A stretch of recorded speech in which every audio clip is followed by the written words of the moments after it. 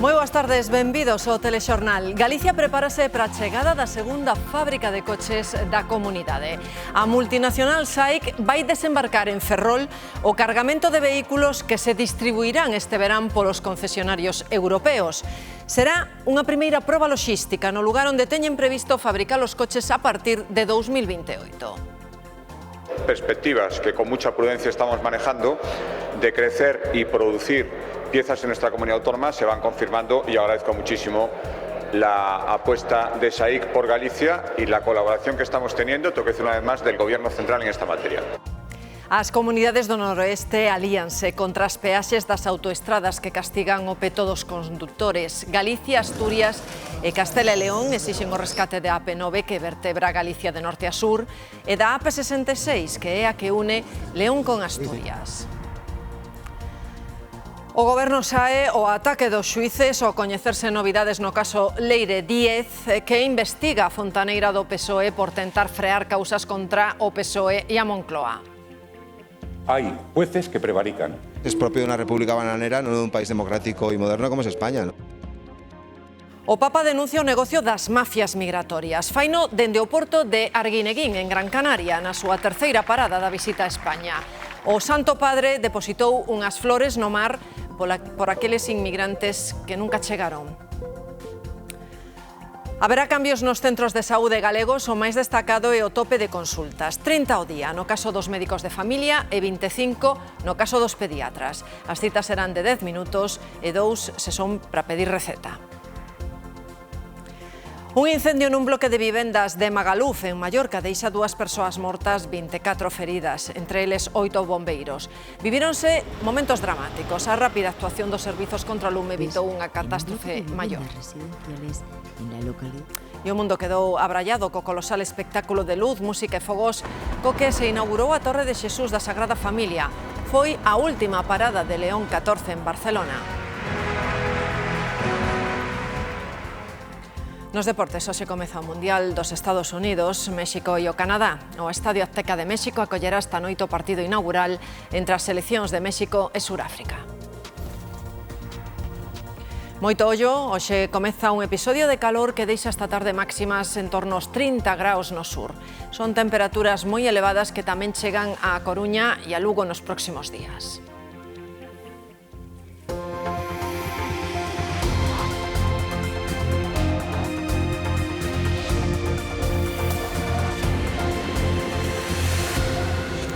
A multinacional chinesa SAIC empezará a desembarcar vehículos no porto de Ferrol a principios de xullo para avaliar as instalacións onde quere abrir a súa primeira planta de automóviles en Europa. Alfonso Rueda di que este paso demostra a aposta seria da chinesa por consolidar Galicia como referente europeo do coche do futuro. Un polo de automoción de referencia no solo en España, ya lo somos, sino en toda Europa, y todas estas perspectivas que con mucha prudencia estamos manejando de crecer y producir piezas en nuestra comunidad autónoma se van confirmando y agradezco muchísimo la apuesta de SAIC por Galicia y la colaboración que estamos teniendo, tengo que decir una vez más, del Gobierno central en esta materia. Esa primeira imaxe da aposta de SAIC por Galicia verémola en menos dun mes. O 8 de xullo chega ese barco e é unha data marcada na comarca de Ferrol. Nuria. Sí, hai uns 10 días que este buque partía dun porto chinés, nestes momentos navega a altura do Estreito de Malaca, en Malaisia. A intención da navieira da multinacional chinesa é comprobar a operatividade destas instalacións na que chegarán eses componentes para fabricar os vehículos e de onde partirán tamén os vehículos unha vez feitos con destino a distintos mercados europeos, tamén por vía marítima. Como dicías, Marta, está previsto que a chegada do buque sexa o día 8 de xullo. Nese momento descargaránse uns 700 vehículos que posteriormente se han de distribuir a distintos concesionarios da marca. É unha proba, un ensaio para comprobar tanto o funcionamento como a seguridade destas instalacións. Fronte común do noroeste contra as peaxes que condicionan as súas principais conexións por estrada. Galicia, Castela e León e Asturias levantan a voz para exixir o rescate da AP9 e porlle fin ao contrato da AP66, a vía que une León con Asturias. Van presionar en Bruxelas. Esta alianza pretende movilizar unha voz común institucional, empresarial, pero tamén social.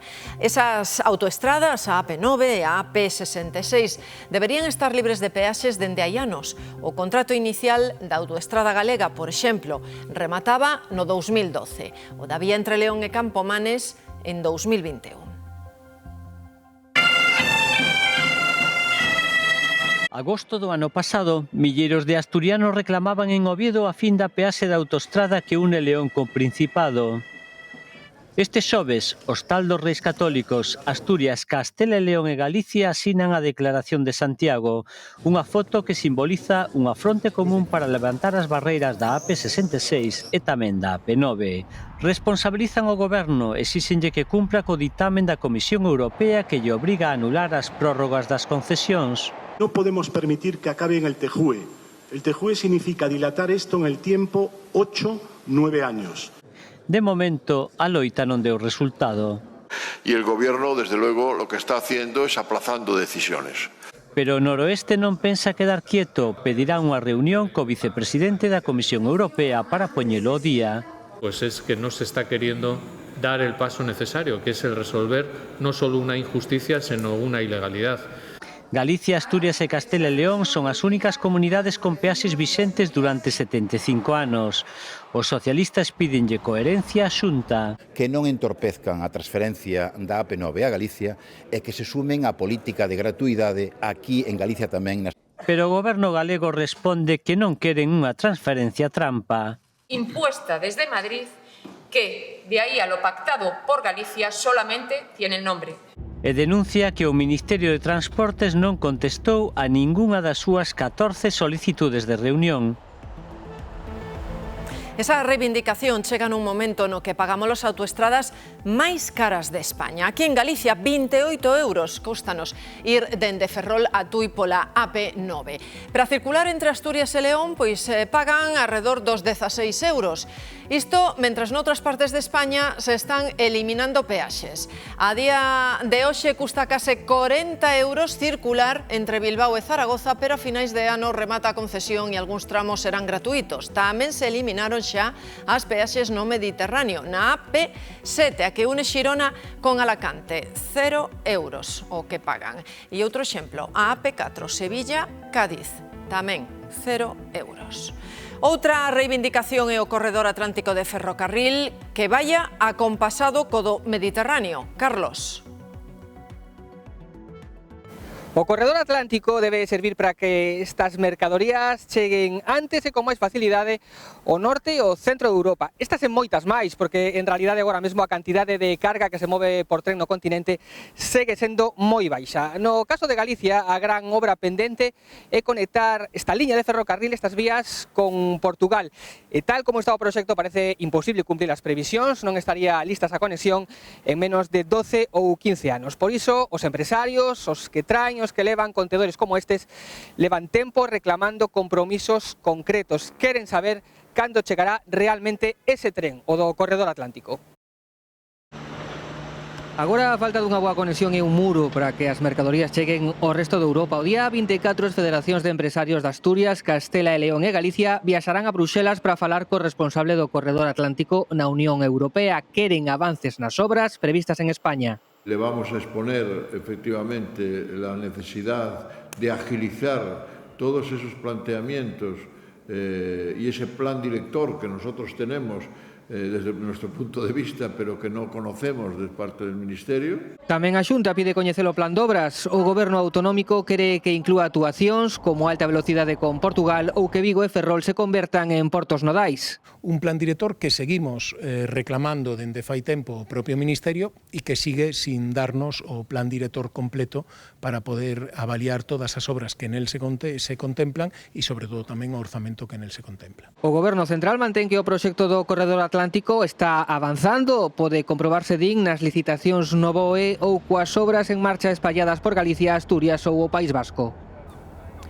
O Goberno lánzase contra os xuíces despois de que a Fiscalía recoñecera dúas reunións con Leire Díez, imputada como presunta líder da rede que buscaba datos para atacar maxistrados e policías que investigan o PSOE e o Goberno.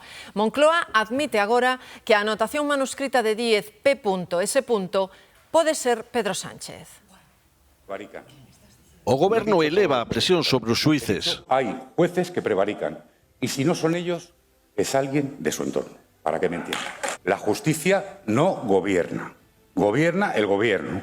Horas despois, López matiza e defende a súa liberdade para criticar sentenzas xudiciais. Dende o Partido Popular... Una inmoralidad, ¿no? En un Estado de Derecho que un ministro cuestione a la separación de poderes y que insulte y acuse de cometer delitos a jueces es propio de una república bananera, no de un país democrático y moderno como es España, ¿no? Unha presión que aumenta segundo se van coñecendo detalles da axenda de Leire Díaz. Primeiro, a anotación reunión con P.S. Agora, tras admitir a Fiscalía dúas reunións de Diego Villafañe, man dereita de García Ortiz, con Leire Díaz e o abogado Jacobo Teijelo.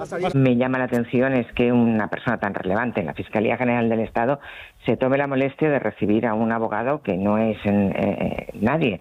O sea, esto realmente es totalmente inusual, ¿no?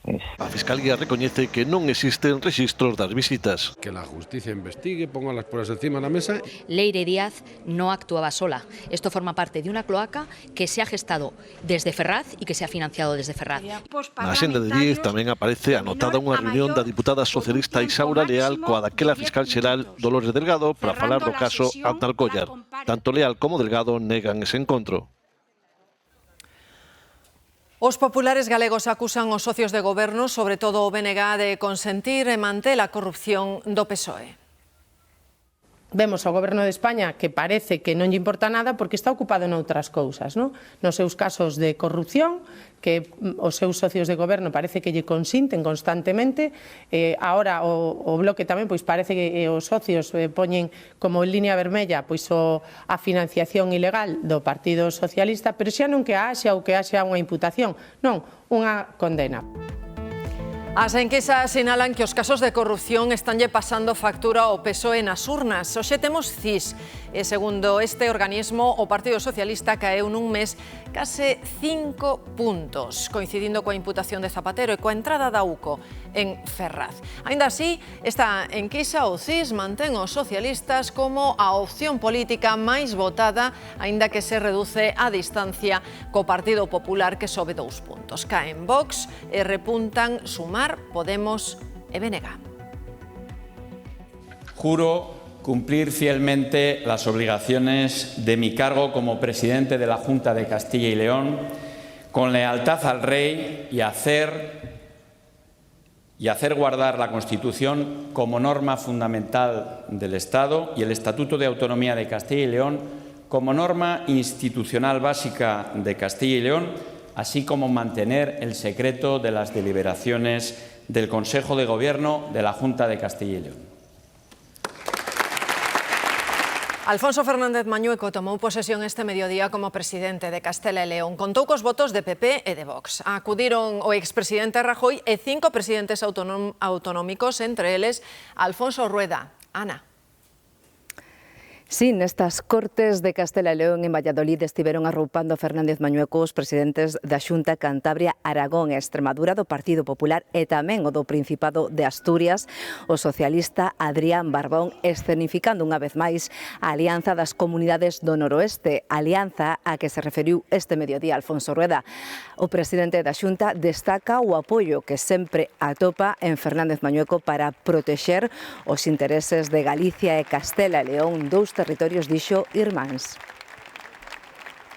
Defensa de planteamientos conjuntos, tanto frente al Gobierno central como frente a Europa, y las relaciones muy fluidas que hay especialmente entre los territorios limítrofes de nuestras dos comunidades.